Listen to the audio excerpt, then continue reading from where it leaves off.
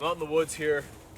I got a new backpack for Christmas. I had planned on coming out and doing an overnighter with it, but I've been out here for a couple hours and I'm really just not feeling it, so I'm going home tonight. But instead of not doing a video, I figured I'd do a video about my new backpack and some of the gear I would use for backpacking. So this backpack is by Mountain Equipment Co-op. For you guys in the States, MEC, Mountain Equipment Co-op, is our equivalent to REI. So they have their own brand. This is their brand of backpack. It's a 40-liter pack. It's a cool pack. Probably weighs about 3 pounds, but it has this internal plastic frame with a aluminum stay in it that you can remove. So maybe it's about 2 pounds with it removed, something like that. Anyways, I'll show you how I pack it in a minute. That's a good pack.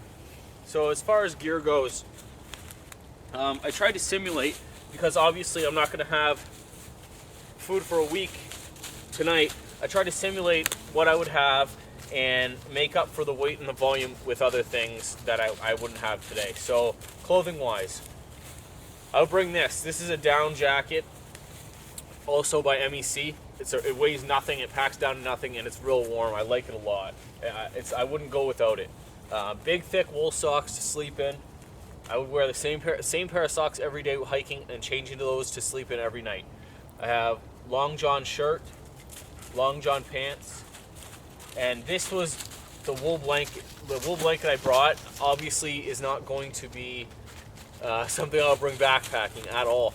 But this is what took up the volume and the weight today in the pack. So I brought that for backpacking purposes just to take up room. Okay, so that's like clothes. I have my line kit. It would be a little bit smaller than this. My Sil nylon tarp. This thing's awesome. It's a war bonnet, Mama Jamba, big Mama Jamba, something like that. It packs down to nothing, weighs nothing. You can squeeze it into spots. It's a good tarp. It's I don't know, something like 7x9.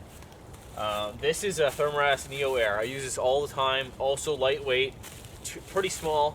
Not as small as you can get, but it really is a good pad. It pumps up probably 2 or 3 inches too. Also MEC sleeping bag is a +5, +3 Celsius sleeping bag, and I have my down pillow in that as well. Cooking, I would bring this Snow Peak pot. It's a solo cook set. I had the lid for it too in there, and I carry this little bail that I would make. This little piece of wire that I could make a bail out of if I wanted to, and an Nalgene. I don't have a water purification set up. I do, but I didn't bring it. But I usually go camp with 1 or 2 buddies, and they each have a better one than I do, so they bring it. This foam pad slides in the back of my backpack. It also acts as like more support on my back, and it's really good to have a foam pad to sit on. It's worth its weight, definitely, which is not much. First aid kit, basic. Stormproof matches, good idea. Toilet paper, a book, because it gets dark early these days, and a book keeps you occupied. A headlamp, also very useful. And then I brought food, just a hobo dinner and whatnot. Obviously, this food would be a lot bigger and a lot more weight, and again, that's why I brought the wool blanket to take the place of that. A saw, a silky saw is a good saw. Also Laplander I have, but I use a silky now. And just a belt knife. This is a light Mora. That's what I have right now. Also, I have this Mest, this 5x7 nylon tarp that I have everything on. I would probably bring that as well. Alright, when it comes to packing this thing, I've done it a couple times now. I think I've got it down.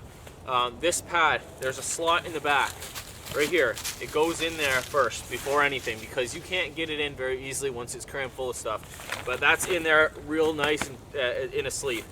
First thing I put in is my sleeping bag. It goes in sideways. I push it down as far as it'll go. Try and compress it. Okay, so the bulk of it is right there at the bottom. I don't know if it's like proper, but that's how I do it. It works. Sleeping pad next, again sideways. Tarp sideways. Line kit goes beside them. Okay. I don't know if you can see in there, but I've taken up from here to here, about halfway. Next would go my clothes, and I would bring rain gear as well if I was actually going camping, if I was going backpacking. The rain gear would go near the top. So that down jacket I can slide in real good. I don't have to mess with it. My socks. Okay, now I'm going to put,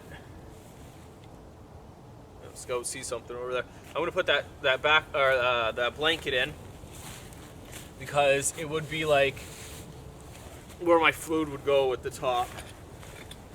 The good thing about this backpack too is the lid comes up and over, and it really gives you a little bit more room. So that's all in there. Just gonna throw this little bit of food I have right in the top of it.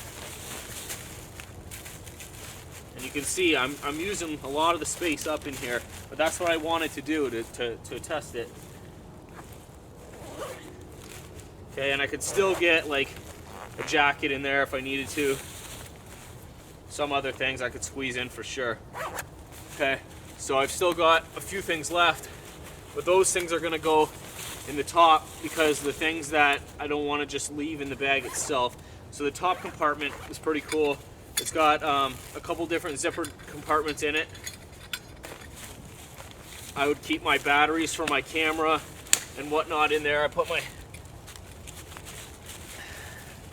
first aid kit in there, my matches, my book, my headlamp, my toilet paper.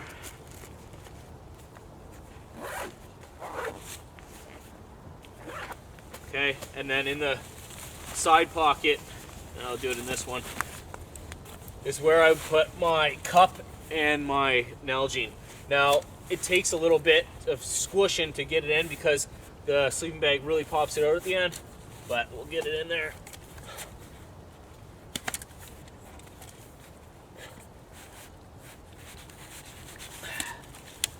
Okay, so that's in. And I really push it down and I strap it so that it doesn't have a chance of going anywhere. I read that on the review that these Spirit backpacks had a tendency to let go of your Nalgene if you bent over, but I don't see it happening, so whatever. One other cool aspect I think of this pack is the outside compartments. So it's got this stretchy material here with a sleeve inside it. So, and then it's got a drain hole at the bottom. So if you have like a tarp, like this is that mess that everything I had laid on top of, my 5x7. If you had something like this and it was wet, Scout, go on, buddy. And you don't want to put it inside your backpack with all your dry gear, you can slide it down in there, which is fine. Or there's this zipper in front. You put it in there. I like to put gloves and stuff like that in there because you're not going to wear them when you're hiking. I have my silky saw left, and I'll just slide that in there. Pretty versatile. One thing I was going to mention, I wouldn't bring this Wetterling's Large Hunter's Axe backpacking at all, but for an overnighter around here and stuff, I would, like I did today. I was going to use it. So it's also cool. You can slide it down inside that the pocket next to the water bottle, and just kind of buckle it in, or turn it the other way. Actually, I would do that so it's not digging into you.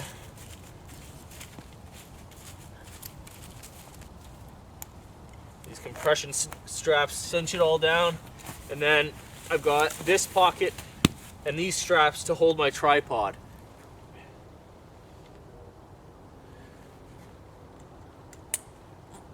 Pretty good. It feels like a good bag. I'm happy with it.